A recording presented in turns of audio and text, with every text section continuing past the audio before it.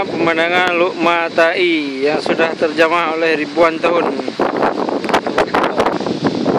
Ini tim-tim pasukan elit penjelajah.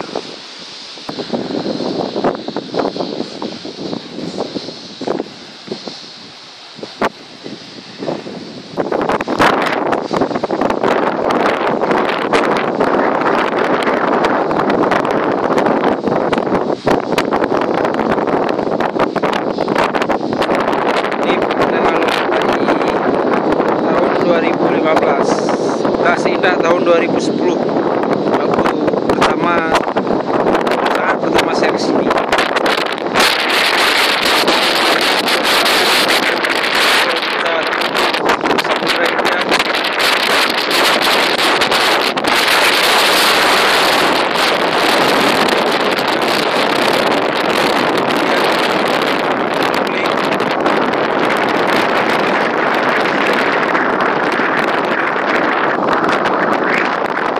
Ilalang sangat lengkap, sangat indah pada tahun 2010, dan pada tahun 2015, 5 tahun kemudian saya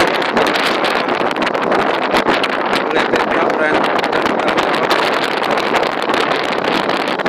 saya ingatkan kepada seluruh yang datang sini, harap membuang sampah pada tempatnya. Jangan kalian meninggalkan bekas pada tempat-tempat objek wisata seperti ini.